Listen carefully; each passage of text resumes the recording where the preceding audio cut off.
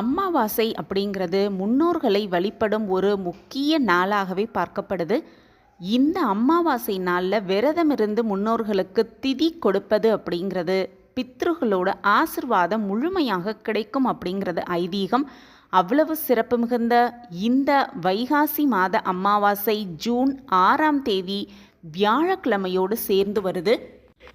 இந்த அமாவாசையில் முன்னோர்களின் ஆசிர்வாதத்தை முழுமையாக பெற்றுக்கொள்ளணும் அப்படின்னா இந்த ஒரு 3 விஷயத்தை தவறாமல் செய்து முன்னோர்களின் பரிபூரண ஆசிர்வாதத்தை பெற்றுக்கொள்ளலாம். இந்த வைகாசி மாத அமாவாசை அன்னைக்கு காலையில் எழுந்து குளித்து பூஜை அறையில் இருக்கும் முன்னோர்கள் படத்தை சுத்தம் செய்து அவங்களுக்கு மஞ்சள் குங்குமம் வைத்து மலர்களால் அலங்காரம் செய்து தயார் பண்ணிக்கணும். அதுக்கப்புறம் அவங்களுக்கு பிடித்த படையல் செய்து உணவை தயார் செய்து படையல் வைத்து காகத்துக்கு உணவு அளித்த பிறகு வீட்டில் இருக்கிற எல்லாருமே அந்த உணவை சாப்பிடலாம் அப்படின்னு சொல்லப்பட்டிருக்கு.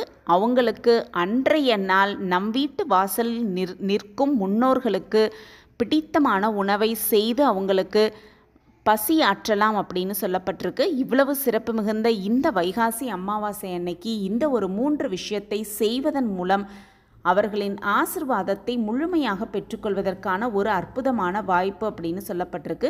பொதுவாகவே அமாவாசை நாளில் தான தர்மங்கள் செய்தோன்னா நம்ம செய்த பாவங்கள் எல்லாமே நீங்கும் அப்படிங்கிறது நம்பிக்கை. ஏழை எளியவர்களுக்கு உணவு உடை அவங்களுக்கு என்ன தேவையோ அதை தானமாக வழங்குவது அப்படிங்கிறது கூடுதல் சிறப்பு. அது மட்டுமல்ல, அந்த அமாவாசை தினத்தில் இதை செய்வது இன்னமுமே சிறப்பு.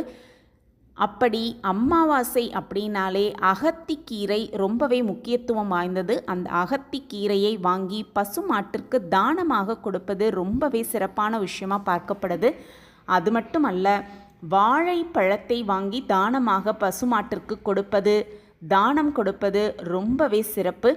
இது மட்டுமல்ல, 2 பொருட்கள் முக்கியமான 2 பொருட்கள் வாங்கி பசுமாட்டிற்கு தானம் கொடுப்பது ரொம்பவுமே சிறப்பு. அது பச்சரிசியும் வெல்லமும் இந்த அமாவாசை நாளில் வாங்கி மாதாவிற்கு தானம் கொடுப்பது அப்படிங்கிறது ரொம்பவே ஒரு சிறப்பு வாய்ந்தது. நம் வாழ்வில் இருக்கும் கஷ்டங்கள் எல்லாமே நீங்க பெற்று முன்னோர்களின் பரிபூரண ஆசிர்வாதத்தை பெற்றுக்கொண்டு வாழ்வில் சகல சௌபாக்கியத்தோடு வாழலாம் அப்படிங்கிறது உண்மை. நம்மளால் எவ்வளவு முடியுதோ அவ்வளவு பச்சரிசியும் வெல்லமும் வாங்கி பசு மாட்டிற்கு உரிமையானவர்களிடம் அதை கொடுத்து விடுவது ரொம்பவே சிறப்பு. தேவைப்படும் போது அதை அவங்க பயன்படுத்தி கொள்ளுவாங்க. அந்த மாதிரி அமாவாசை தினத்தில் பசு மாட்டிற்கு பச்சரிசி வெல்லம் அகத்திக்கீரை வாழைப்பழம் இந்த மாதிரி பொருட்களை கண்டிப்பாக தானம் கொடுத்து முன்னோர்களின் ஆசிர்வாதத்தை பெற்றுக்கொள்ளலாம். அது மட்டுமல்ல, ஏழைகளுக்கு அன்னதானம் செய்வது ரொம்பவே சிறப்பு வாய்ந்தது. நம்ம கையாலேயே சமைத்த தயிர் சாதமாக இருக்கட்டும், புளி சாதமாக இருக்கட்டும், எள்ளு சாதம், எலுமிச்சை சாதம் இந்த மாதிரி கலவை சாதங்கள் செய்து நம்ம கையாலேயே ஏழையாக இருப்பவர்களுக்கு உணவு தேவைப்படுபவர்களுக்கு நம்ம கையாலேயே அதை தானம் கொடுப்பதன் மூலம் முன்னோர்களின் பரிபூரண ஆசிர்வாதத்தை பெற்றுக்கொள்ளலாம். அது மட்டுமல்ல, முன்னோர்களை அன்று நினைத்து அவங்களுக்கு தேவையான உணவுகளை செய்து அவங்களுக்கு பிடித்தமான விஷயங்களை அன்றைய தினத்தில் செய்து அவர்களை மனதார நினைத்து அவங்கள்ட்ட நம்ம பிரார்த்தனை பண்ணோன்னா நம் வாழ்வில் இருக்கும் கஷ்டங்கள் எல்லாமே நீங்க பெற்று முன்னோர்களின் ஆசிர்வாதத்தை பெற்றுக்கொள்ளலாம்.